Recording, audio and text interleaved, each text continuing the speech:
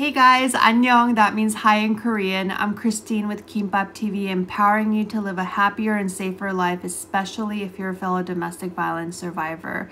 Well, February is Black History Month, and I wanted to share something with you that was really meaningful to me this year. Every morning I go to the golf course and I hit about 100 golf balls on the driving range. Well, this month I started noticing that Chuck, who works there, started sharing information about inspiring Black people's stories over the loudspeaker. At first, I wasn't sure what was going on because I'm not used to hearing a history lesson over the loudspeaker. But then I started getting used to it and I started looking forward to it. And today I got to chat with Chuck a little bit, and I wanted to give you a little sample of the kind of stuff that he's been sharing with us every day. And I also asked him why he's doing this, and his answer was just really heartwarming. So I hope you enjoy Chuck's little history lessons and learn something too during this important month.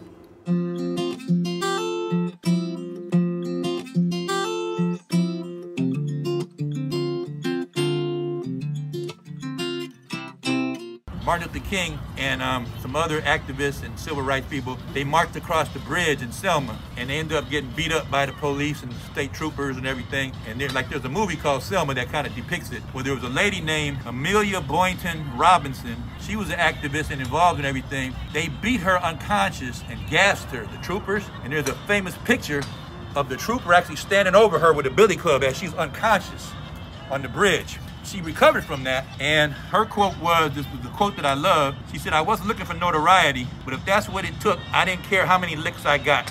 It just made me even more determined to fight for our cause." On the 50th anniversary of the, what they called this Bloody Sunday, President Obama walked across the bridge, him and Michelle Obama. He held her hand, because she was in a wheelchair at that point. He held her hand, honoring her as they walked across the bridge, and 5 months later, she died at 104.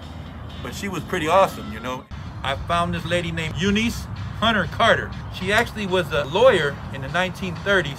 She joined the Thomas Dewey crime team, which was actually put together to take down organized crime. Because she was the only woman on the team, they relegated her to crimes of women, basically like prostitution. But while she was working on that, she uncovered the fact that the mob in New York, led by Charles Lucky Luciano, they controlled the prostitution in New York and took money from it for legal protection in return. So she uncovered all of this stuff and built the foundation for the case that they actually took against Luciano, and eventually convicted him and brought him down in 1936. Tom Dewey took all the credit. She didn't get any credit, but it was her information that led to the conviction. And so I said, the moral of that story for Tom Dewey is, you should have given her credit. That's why Harry Truman ended up beating you out for presidency, because you took credit for something you didn't do. I just made the announcement about a lady named Dorothy Height, President Obama called the godmother of the civil rights movement. She was accepted to New York's Barnard College in 1929, but then they told her, no spots available, we already got our 2 blacks for the year. So then she enrolled at NYU and earned a master's in educational psychology and became a social worker. In 1958, she became the president of the National Council of Negro Women, a position she held for 40 years. She fought tirelessly for desegregation, affordable housing, criminal justice reforms, and other causes. In the 1960s, she was the only female on Dr. Martin Luther King's speaker platform during his I Have a Dream speech. And John Lewis, senator who died recently, civil rights activist, he said, as I quote, "She was truly a pioneer and must be remembered as one of those brave and courageous souls that never gave up. She was a feminist and a major spokesperson for the rights of women long before there was a women's movement." Pretty awesome. And then this last guy, this was just a funny thing. A guy named Gerald Morgan. He's the one who invented the traffic light system. He also invented a hair straightener for African Americans, but he invented this thing called a safety hood, which is a personal breathing device that protected miners and firefighters from smoke and harmful gases. It became the precursor of the gas mask they used in World War I. But to show you that he also was aware of how life was at the time, he hired white men to pose as the inventor, and he wore the hood during presentations for the buyers. Because he knew they would have racist, resistance to it, because he was a black man. So he just hired a white guy to pretend he was the inventor, and he wore the hood while they were doing the presentation. So he was pretty smart both ways, you know. How long does it take for you to research all that? I just go home and go online and start looking for different, like I found this under, I think the heading said perseverance or something about perseverance. Yeah. So then it had a long list of different people. And I just chose, because I'm writing it out, trying to figure out how, you know, I don't want to have it too long, catch the right point. So I just go in, because the stuff I was using last week, I wanted to change up this week because I knew, you know, same people were going to be here Tuesday through Friday. So I wanted some new information. So I just go online and look until I feel comfortable. Why do you do this? I think it's important to, well, you know what? What I'm really getting out of it is finding out how little we were taught. Because I'm 63, and some of this stuff I didn't know because it wasn't taught in school. It wasn't taught in the books, you know, the books that everybody was using. We call that their story, not history, you know, not his story, it was their story. And so I think it's helpful for me, but it's also because it helps me know some stuff, but it also helped me with my grandchildren to be able to tell them some of this stuff because it depends on people passing down stories.